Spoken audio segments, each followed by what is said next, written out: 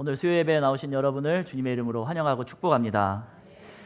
우리가 계속해서 지금 누가복음 말씀을 보고 있습니다. 오늘 말씀을 보면 이제 예수님께서 저번 주의 말씀에 갈릴리 호수를 지나서 이제 한 목적지를 향해 나아가시는 걸 우리가 볼 수 있었습니다. 바로 그 목적지가 오늘 말씀에 등장하는 거라사 지방입니다. 예수님께서 게네사렛 호수, 다르게는 갈릴리 호수라고 말하는 이 호수를 지나서 이 거라사 지방에 이르십니다. 이 거라사 지방은 이제 지역으로 따지면은 이제 데카볼리라는 그런 지역에 속합니다. 이 데카볼리라는 지역은 우리가 쉽게 생각을 하면 우리가 갈릴리 이제 유대 지역, 사마리아 지역 이렇게 그 지역을 나눌 수 있는데 그렇게 지역을 나누는 것 중에 이 데카볼리라는 지역이 속해 있습니다.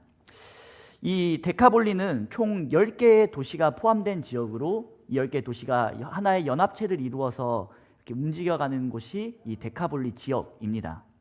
그런데 이 지역의 특이한 점은 유대 땅도 이 데카볼리 지역에 속해 있는데 유대 땅만 속해 있는 것이 아니라 다른 이방 땅도 같이 이 데카볼리 지역에 묶여 있습니다.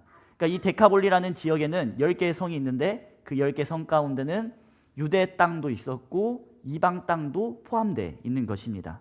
그러다 보니까 이 땅에는 유대 문화 그리고 이방 문화 혹은 그리스 헬라 문화들이 섞여서 이렇게 있는 그런 지역이었습니다. 그러다 보니 그리스 헬라 문화가 강하게 자리 잡고 있는 지역이 이 데카볼리 땅입니다.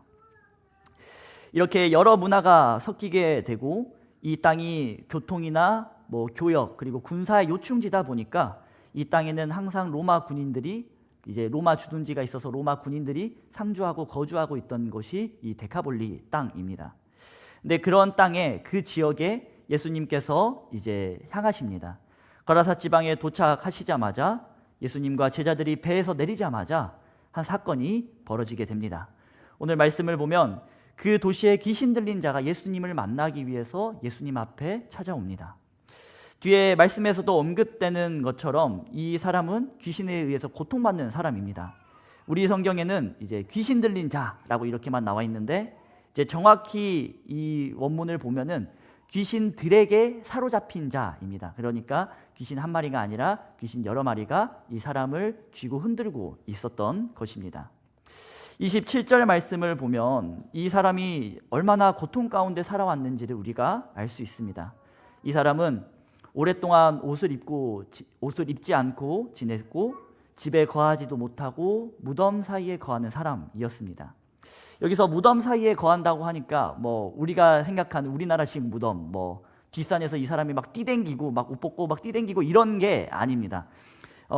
무덤에서 지냈다라는 이 말이 뭐냐면 이 우리나라 무덤과는 다르게 유대 무덤은 이제 동굴입니다. 동굴 혹은 큰 바위에 구멍을 내서 그 바위 안에 인공적으로 이제 동굴을 만드는 그런 동굴 형태의 무덤이 이 유대 문화권 그리고 그리스 헬라 문화권의 무덤입니다.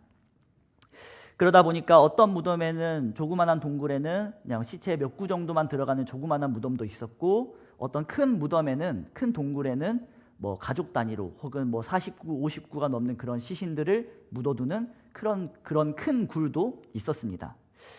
동굴 같은 곳이다 보니까 그리고 큰 동굴들은 40구, 50구 정도 시체도 거뜬히 들어가다 보니까 이곳에 비를 피하거나 잠을 자거나 숨기에 그런 좋은 곳으로 이제 이 무덤이 그렇게 그런 장소가 되기도 했습니다. 그러다 보니까 범죄자들이 이제 은신처로 사용하는 이 공간이 이 무덤이기도 했고 범죄자들뿐만이 아니라 가난한 자들, 집이 없었던 그런 불황자들이 살고 지냈던 곳이 바로 이러한 무덤이었습니다. 더군다나 이 거라사 지방은 앞에서 이야기한 것처럼 헬라 문화권이 매우 강했던 지역입니다. 그러다 보니까 제의의식, 이제 제사를 드린다거나 하는 이러한 의식들이 매우 발달해 있고 이제 흥황했던 곳이 바로 이 데카볼리 지역, 거라사 지방입니다. 우리나라도 제의의식 하면 우리나라도 제사를 우리가 빼먹을 수 없을 것입니다. 그렇기 때문에 어떻게 보면 이러한 제의의식, 죽은 사람에게 행하는 이러한 제의의식이 발달했다 보니 이 땅은 죽음의 영이 그리고 악한 영들이 가득했고 그 지역을 누르고 억압하고 그 지역을 괴롭게 했던 것이 바로 이러한 지역 거라사 지방이었습니다. 또 하나 우리나라에서도 제사를 하면은 딱 생각나는 게 바로 하나 있죠. 제사를 하고 나면 뭐가 꼭 나오죠? 음식이 나오죠. 그런 것처럼 이 사람들도 그렇게 무덤에서 죽은 자들에게 제의의식을 행했을 때 그런 이제 먹을 것들을 갖다 주고 그런 식으로 행했던 것 같습니다. 그러다 보니까 이 동굴은 그렇게 가난한 자들이 혹은 뭐 범죄자들이 거하기에 정말 안성맞춤인 그런 곳이 되었던 것입니다. 그래서 이 귀신 들린 자도 이 무덤에서 살면서 이 무덤에서 비를 피하고 잠을 자고 이런 무덤 근처에 사람들이 먹을 것을 갖다 놓는 것을 먹으면서 생활하는 그러한 귀신 들린 자였습니다. 29절 하반절을 보면은 사람들이 이 귀신 들린 자를 쇠사슬로 묶어두고 감시를 하기도 했지만 귀신이 그 사람을 얼마나 강하게 붙잡고 놓아주지 않았는지 귀신 들린 자가 묶은 사슬을 끊고 광야로 뛰쳐나가는 일들도 있었다라고 성경은 기록하고 있습니다. 옷도 입지 않고 집에 거할 수도 없는 그런 상태였고 묶어놔도 쇠사슬을 끊고 뛰쳐나갈 정도로 이 사람은 그렇게 그 귀신의 영에 강하게 붙잡힌 사람이었습니다. 그러다 보니 자연스럽게 다른 사람들과 어울리지 못하고 철저히 외면당한 상태로 이 사람은 살아가야 했습니다. 더군다나 이 사람이 살았던 곳이 무덤입니다. 무덤은 시체가 있는 곳입니다. 그리고 유대인들에게 시체란 부정한 것입니다. 부정한 것과 함께하면서 무덤에서 살아간 이 사람은 마치 살아있지만 죽은 자처럼 여겨지며 그렇게 버림받은 자로 살아갔을 것입니다. 가족과 사회로부터 해로운 존재로 여겨졌을 것이고 부정한 자로 여겨들리며 이 귀신 들린 사람이 얼마나 고통 가운데 힘든 세월을 지냈는지 대충 우리는 짐작할 수 있습니다. 귀신 들린 자가 예수님을 만나게 되었고 예수님을 보자 큰 소리로 부르짖으며 그 앞에 엎드려집니다. 쇠사슬로도 묶지 못하고 잡아두지 못했던 이 귀신 들린 자가 예수님의 이름 앞에 엎드려지는 모습을 우리는 볼 수 있습니다. 그리고 이 귀신 들린 자가 예수님을 향해서 그렇게 외칩니다. 지극히 높으신 하나님의 아들이시여. 이런 말과 행동은 그 사람의 입에서 나오는 것이 아니라 귀신 들린 자가 이 사람의 입술을 통해서 이렇게 말을 하고 행동하게 한 것일 것입니다. 귀신 들린 자는 예수님에 대해서 어떻게 보면 이 사람은 예수님에 대해서 정확히 알지 못했을지 모르지만 귀신은 예수님이 어떤 분인지 누구인지 정확히 알고 있었습니다. 그렇기에 그 앞에 두려워 떨며 엎드려졌던 것입니다. 우리가 앞서 보았던 말씀, 저번 주에 함께 나눴던 그 말씀에 보면은 예수님께서 거라사 지방으로 향하기에 앞서서 이 갈릴리 호수를 지나게 됩니다. 그리고 그 호수를 지나면서 예수님이 풍랑을 만나십니다. 그리고 그 풍랑 가운데 제자들이 죽을 것 같자 주무시고 계신 예수님을 깨웁니다. 일어나신 예수님이 바람과 물결을 꾸짖으시고 잠잠케 하십니다. 그리고 그 뒤에 제자들이 서로에게 질문을 합니다. 우리가 앞서 보았던 25절 하반절 말씀을 우리 한번 함께 보도록 하겠습니다. 25절 하반절 말씀을 보면 그들이 두려워하고 놀랍게 여겨 서로 말하되, 그리고 함께 읽어보겠습니다. 시작. 하더라. 아멘. 제자들이 서로 이렇게 묻습니다. 대체 이분이 누구이신가? 대체 이분이 누구이시길래 바람과 물도 이분의 말씀에 순종하는가? 제자들은 서로에게 질문을 하고 묻습니다. 이 질문에 대해서 갈릴리 호수에 있었던 그 일들 22절에서 25절에는 이 질문에 대해 대답하고 있지 않습니다. 그런데 참 아이러니하게도 오늘 말씀에 귀신이 이 질문에 대해 답을 해줍니다. 지극히 높으신 하나님의 아들이시여. 예수님께서는 그리스도이시며 살아계신 하나님의 아들이신 줄 믿습니다.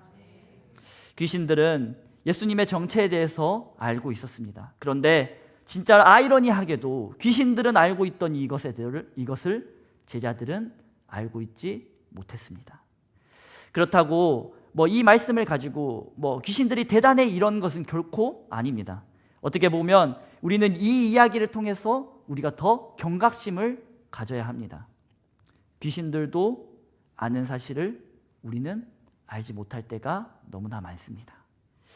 귀신들도 예수 그리스도께서 살아계신 하나님의 아들이심을 알고 있는데 예수 그리스도에게 귀신을 쫓아낼 능력과 그리고 병을 고치실 수 있는 그런 권세와 세상 모든 만물을 통치하신 그 통치자이신 예수님께 모든 환경과 여건을 다스릴 그러한 능력이 있다는 걸 귀신도 아는데 정작 우리는 입으로 그렇게 우리의 신앙을 고백하면서 제대로 예수님에 대해 알지 못할 때가 너무나 많습니다. 그렇기에 우리가 반드시 기억해야 할 것은 우리는 예수님이 누구인지 분명히 알아야 한다는 사실입니다. 분명히 안다라는 이 사실은, 분명히 안다라는 것은 단순히 지식적으로 아는 것을 말하는 것이 아닙니다. 예를 들어서 아이들이 학교에서 수학을 배웠습니다. 아이들이 학교에서 수학을 배워서 곱하기에 대해서 열심히 외우고 곱하기에 대해서 열심히 배운 겁니다. 그래서 2개씩 총 4개를 나눠주면 이게 2 곱하기 4야, 이렇게 학교에서 열심히 배웠습니다. 선생님도 열심히 아이들에게 이 사실을 알려줬습니다.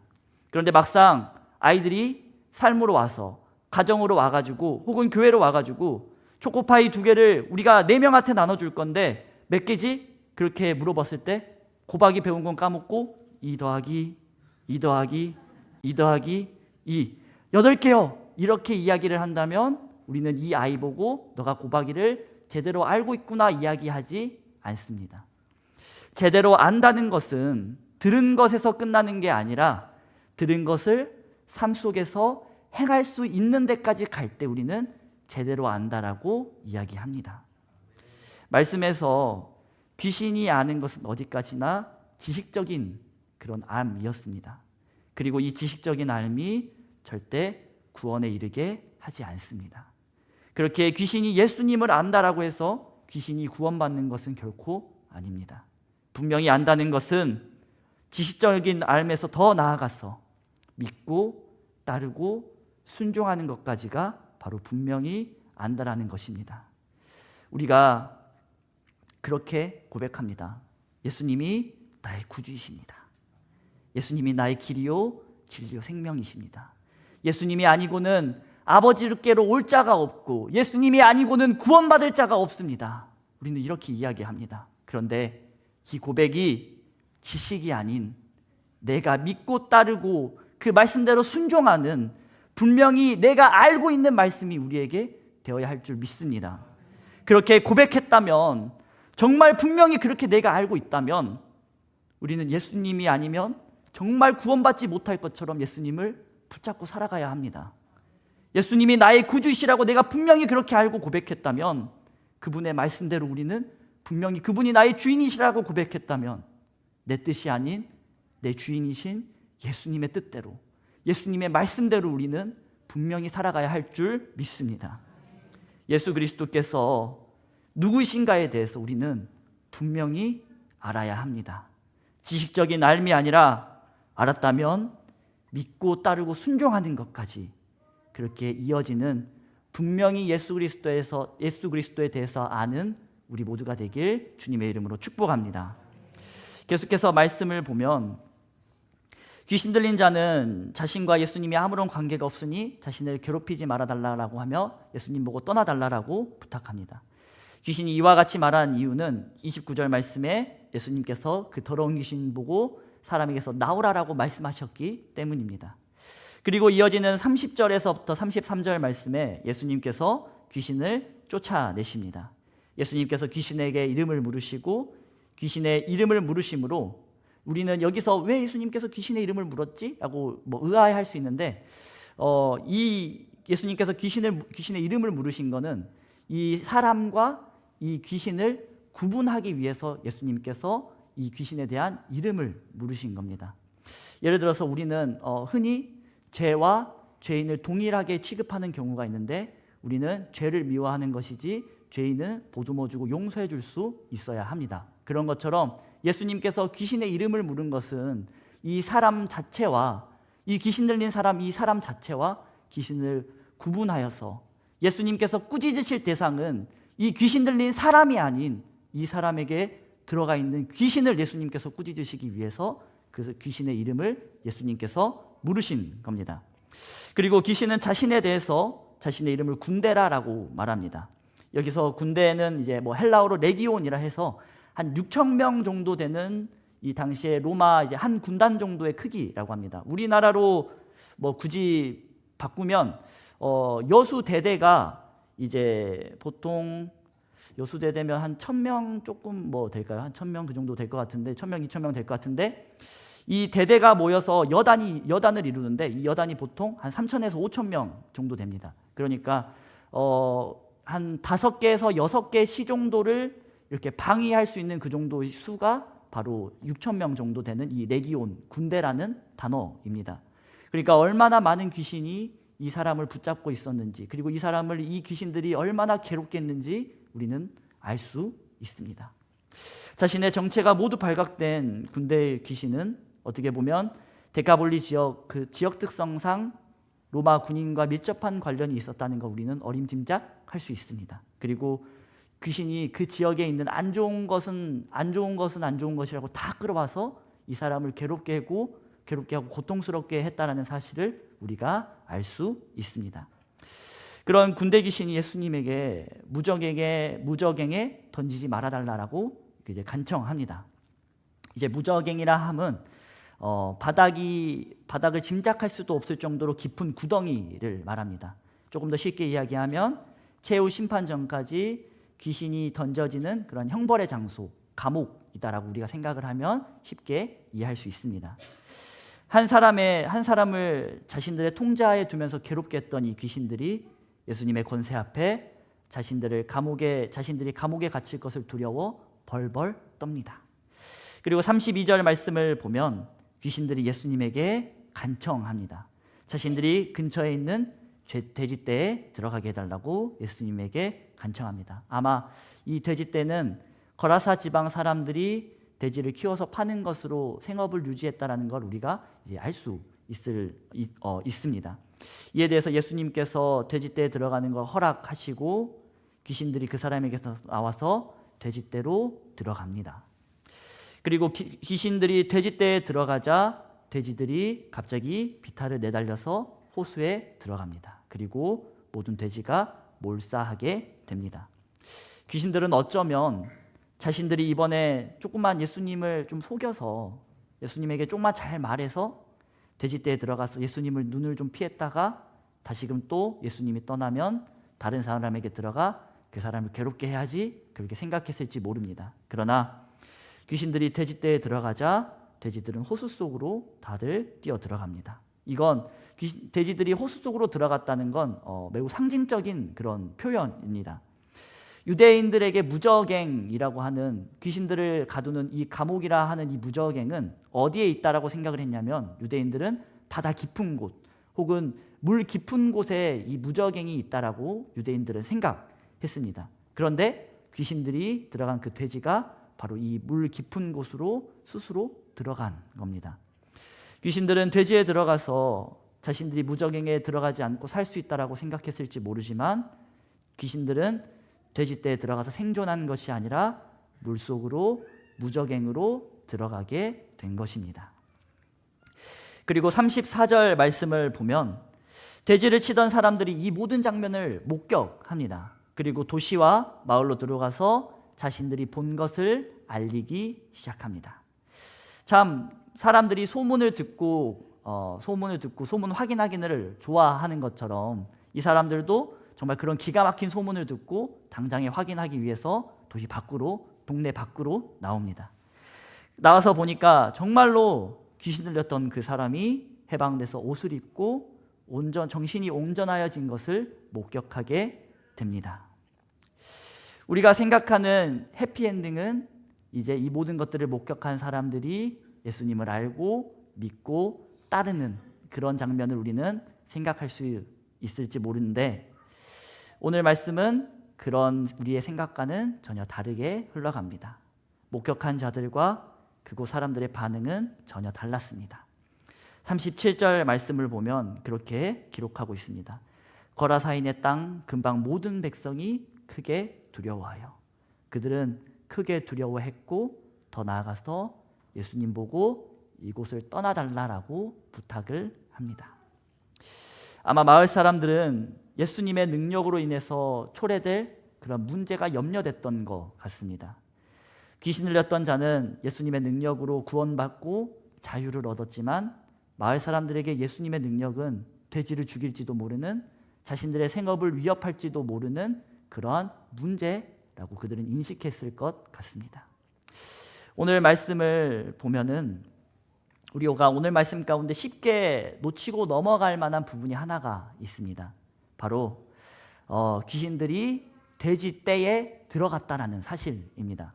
우리는 이게 뭐가 문제지라고 우리는 생각을 할 수가 있는데, 조금 그런 유대 문화나 이런 것들에 대해서 익히 들은 사람들은 아마 이 부분을 하고 그렇게 알아차릴 수 있을 겁니다. 뭐냐면 유대인들이 부정하게 여겼던 동물이 하나가 있습니다. 그리고 부정하게 여겼기에 절대로 먹지 않았던 동물이 하나 있습니다. 바로 오늘 말씀의 돼지입니다. 돼지. 그런 돼지가 이 거라사 지방에서 돼지 떼를 이루며 사람들에 의해서 길러지고 있었습니다. 오늘 누가복음에는 그냥 돼지 떼라고 기록을 하고 있는데, 마가복음을 보면은 이 수에 대해서 한 2,000마리 정도 된다라고 기록하고 있습니다. 절대 적지 않은 많은 규모의 돼지들을 기르며 돼지 농장을 이 거라사 지방 사람들이 운영하고 있던 것입니다. 이 거라사 지방은 앞에서 말씀드린 것처럼 데카볼리입니다. 유대 땅이지만 유대 땅이 아니기도 한 곳입니다. 유대 땅이지만 이방 땅이기도 한 곳입니다. 그런데 그 유대 땅에서 이 거라사 지방은 어떻게 보면 더 유대 땅과 가까운 지역인데, 이 유대 땅에서 돼지들이 길러지고 있었던 것입니다. 사람들이 먹지도 않는 돼지 2,000마리가 그곳에서 길러지고 있던 것입니다. 아마 이 돼지들은 이 데카볼리 지역에 주둔하고 있던 로마 군인들의 식량이었을 수도 있습니다. 혹은 유대인들은 돼지를 안 먹지 이방 사람들은 돼지를 다 먹기 때문에 이방인들에게 식량으로 팔리는 그러한 그들의 생업 수단일 수도 있습니다. 그 정도로 이 거라사 지방은 어떻게 보면 영적으로 매우 타락했던 그런 지역인 것입니다. 신앙이 무너지고 말씀이 무너지고, 그들에게 중요한 것은 신앙도 믿음도 아닌 그들의 물질이고 그들의 생활이었던 것입니다. 헬라 문화권의 제의식이 자리 잡으면서 악한 영이 활개치던 곳이기도 했고, 믿음과 신앙보다 돼지를 팔아서 돈을 벌고자 하는 그러한 세속적인 가치가 더 강하게 자리 잡고 있던 것이 바로 이 거라사 지방입니다. 오늘 말씀을 우리가 보면 예수님의 가치관과 거라사 지방 사람들의 가치관, 더 나아가서 당시 이 시대 사람들의 가치관이 얼마나 다른지를 우리는 알 수 있습니다. 예수님은 이 거라사 지방에 귀신 들린 이 한 사람을 구원하기 위해 향하십니다. 갈릴리 바다를 건너서 그 갈릴리 바다의 광풍이라는 위험을 감수하면서까지 그 지방으로 가셔서 한 사람의 영혼을 구원하기 위해 그곳에 찾아가십니다. 그러나 거라사 지방 사람들에게 중요한 것은 귀신 들린 한 사람이 아닌 자신들이 기르는 돼지 2,000마리였습니다. 더 나아가서 자신들의 물질, 자신들의 부, 혹은 물질이 주는 평안함, 혹은 세속적인 것들이 그들에게는 더 중요했습니다. 어쩌면 우리는 오늘 말씀을 보고 돼지 2,000마리가 물속에 빠진다고? 돼지 2,000마리면 삼겹살이 몇 인분이야? 우리는 이렇게 생각할지도 모릅니다. 부끄럽지만 저도 이 말씀을 처음 묵상하면서 돼지 2,000마리면은 이게 얼마쯤 될까라는 이 생각을 먼저 했었습니다. 그런데 우리가 눈앞에 당장 보이는 것 때문에 정말로 우리에게 중요한 것을 놓치지 않았으면 좋겠습니다. 예수님에게 돼지 2,000마리, 어쩌면 그보다 더 많은 부와 명예, 그것보다 예수님에게는 한 사람의 영혼이 더 중요했습니다. 한 사람을 구원하는 일이 예수님에게는 그 무엇보다 중요했습니다. 그러나 사실 우리는 다른 것을 신경 쓸 때가 더 많습니다. 물질이나 시간 혹은 내 체면 혹은 거절당할 것이 두려워서 우리는 이런 한 사람의 영혼을 구원하는 일을 뒷전으로 미룰 때가 많습니다. 그러나 우리는 분명한 사실은 예수님께서 우리를 먼저 교회 가운데 그리고 예수님의 품에 하나님의 자녀로 부르신 이유는 우리로 하여금 세상 가운데 나아가서 믿지 않는 자들에게 복음을 전하게 하기 위함인 줄 믿습니다. 그러기 위해서 예수님이 우리를 먼저 부르신 것입니다. 쉽게 말하면 우리들은 선교사입니다. 선교사. 각각의 삶의 현장으로 예수님께서 보내시는 한 사람의 선교자가 바로 우리들입니다. 제 이야기를 하고 한 가지 하나 하고 오늘 말씀을 마치도록 하겠습니다.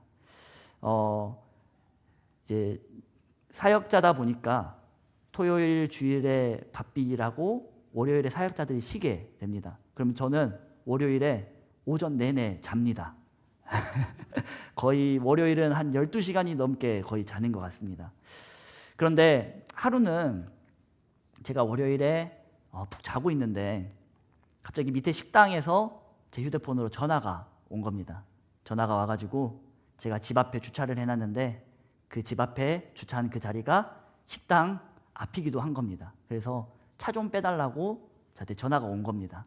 제 꿀 같은 그런 잠 시간에 식당에서 차 좀 빼달라고 전화가 온 겁니다. 사실 딱 전화를 받자마자 화가 머리 끝까지 막 났습니다. 그냥 뭐 크게 막은 것도 사실 아니었습니다. 그냥 그 옆에 조금 막아둔 게 다였는데 제가 어떻게 되는지 저도 기억을 하니까 뺄 것까지는 아닌데 그 아침부터 전화해서 차 빼달라고 하니까 기분이 많이 상했습니다. 그런데 그렇게 훅 화가 올라왔다가 그냥 참고 알겠습니다. 차 빼드리겠습니다 하고 좋게 말하고 내려가서 차를 빼줬습니다. 제가 왜 그렇게 했냐면 밑에 식당 하시는 분이 제가 교회 다니는지 알고 있기 때문입니다. 네. 정말 어떻게 보면 참 우픈 얘기인데 믿는 사람들이 참 이런 경우들을 맞이할 때가 많이 있습니다. 내가 그냥 화난 일이 있어서 한번 화내고 그냥 욕 한번 하고 하면 내 속은 좀 시원할지 모릅니다. 그런데 믿는 사람들이라는 걸 알고 있을 때 내가 그렇게 행하면 다른 믿는 사람들이 같이 싸잡아서 욕을 먹게 됩니다. 더 나아가서 예수 그리스도께서 내 모습 때문에 내가 하는 그 행동 때문에 욕을 먹게 되기도 합니다. 우리의 각자의 삶의 현장에서 우리는 다른 것에 너무 목매달고 있을 때가 좀 많습니다. 나 스스로를 그렇게 목매달고 붙잡고 있을 때도 있고 혹은 물질을 혹은 다른 것들을 우리는 그렇게 강력하게 붙잡고 있을 때가 있습니다. 그런데 내가 조금 양보해서 저 사람에게 예수 그리스도를 심어줄 수 있으면 조금 우리는 양보했으면 좋겠습니다. 내가 조금 참아서 저 사람에게 믿는 사람의 모습을 선한 모습을 보여줄 수 있다면 조금 참으면 좋을 것 같습니다. 내가 조금 절제해서 저 사람에게 그리스도의 향기를 드러낼 수 있으면 우리는 조금 절제했으면 좋겠습니다. 내가 조금 손해보고 그래도 나를 통해서 한 사람의 영혼을 살릴 수 있다면 혹은 예수 그리스도를 그 사람에게 전할 수 있다면 꼭 그렇지 못하더라도 믿는 사람으로서의 좋은 모습을 그 사람에게 보여줄 수 있다면 우리는 그 손에 조금 내려놓고 내 가치관, 내 생각 조금 내려놓고 예수 그리스도를 전하는 우리 각자 삶의 현장에서 예수 그리스도를 전하는 그리스도인으로 살아가길 주님의 이름으로 축복합니다. 기도하겠습니다.